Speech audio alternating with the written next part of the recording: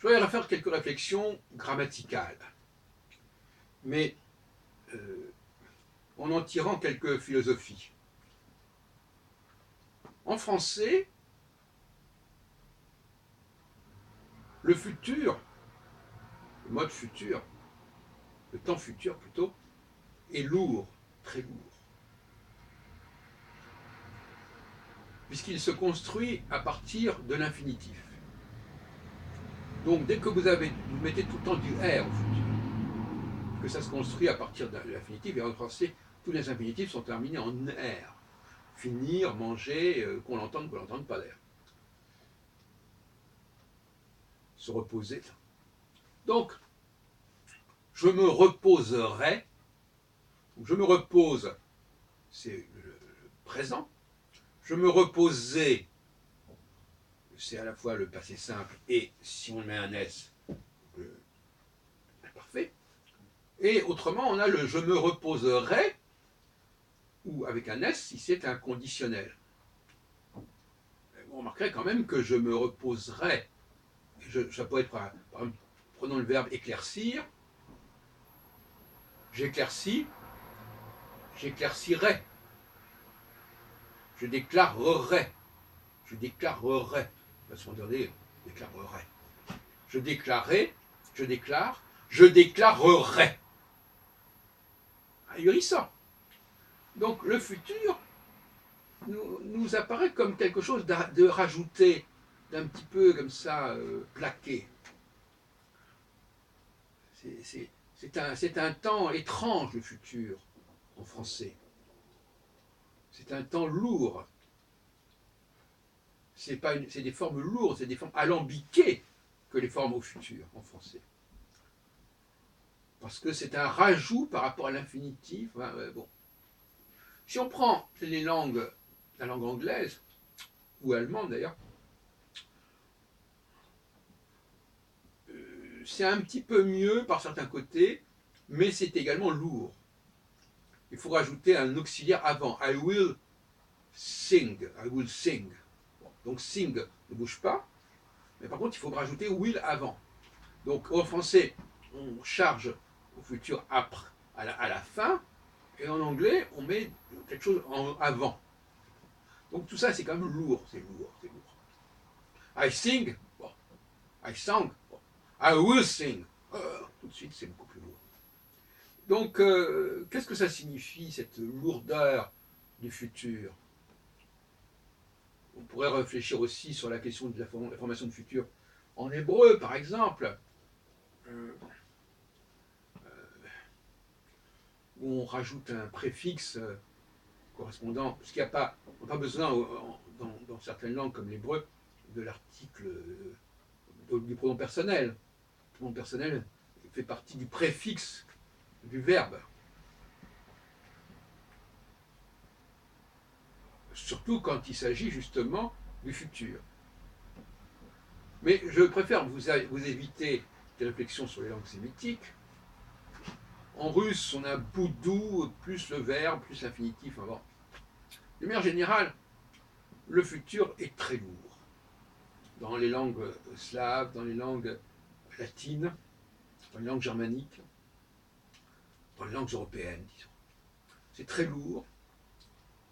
Et ça nous amène à réfléchir sur ce que c'est que le futur, sinon quelque chose qui n'est pas encore là, quelque chose une perspective qu'on va rajouter et qui va peser sur notre représentation du présent, qui va compliquer notre représentation du présent, en tout cas qui va la perturber. Et en ce qui me concerne, je crois que le futur est le temps des chimères, le temps où on espère que les choses vont changer, que les choses vont retrouver ce qu'elles avaient été avant. On voit bien donc ici que la langue trahit cette dimension problématique du futur, comme quelque chose de compliqué, de lourd, d'alambiqué, de sophistiqué. Enfin, je mange, je mangerai. Je mangeais. Cette addition en français du R qui nous vient de l'infinitif et qui va marquer systématiquement le futur. Pour savoir si un verbe est au futur en français, il suffit de voir si si la dernière syllabe comporte un R. Alors évidemment, c'est assez facile à construire. On prend l'infinitif et on rajoute une finale qui correspond d'ailleurs à la personne, première, deuxième, troisième personne. À tel point d'ailleurs que on ne voit pas très bien l'intérêt de mettre un pronom personnel. Mangera, en tout cas à l'écrit, il faudrait peut-être prononcer le S, mangera, le AS, c'est tu mangeras. Il y a que c'est une finale qui n'est valable que pour ce tu. Il mangera, RA, c'est forcément il ou elle mangera, c'est la troisième personne. Nous mangerons aussi. Donc là, il y a une anomalie parce qu'il y a une sorte de redondance. Le futur nous amène également à la redondance, du moins tel qu'il est pratiqué actuellement. On pourrait se passer du pronom personnel. Mangeront. Alors évidemment, si on prononce pas la lettre finale, la consonne finale, on ne sait pas quand je dis mangeront, si c'est mangeront S ou mangeront T, si c'est la première ou troisième personne du pluriel. Donc ça veut dire que le futur, normalement, existe dans une perspective où l'on prononçait la consonne finale. Et là, on s'aperçoit qu'il y a un problème. Parce qu'on dit toujours qu'en français, on ne prononce pas la consonne finale. Or, on voit que la grammaire française exige, d'une certaine manière, qu'on prononce ça, la consonne finale, parce que si on ne la prononce pas, on va mélanger la première et la deuxième personne. On va mélanger les personnes. Et notamment au futur. Parce que au présent, on voit bien qu'il faut effectivement mettre le pronom personnel. Je mange, tu manges, il mange. On n'entend pas la différence entre je mange et il mange. Ou elle mange. Mais au futur, si je mangerai, ou elle mangera. Donc à ce moment-là, pourquoi mettre un pronom personnel? Donc le pronom personnel au futur, il est inutile. Il est inutile. Et deuxièmement, la prononciation du suffixe du futur doit faire entendre impérativement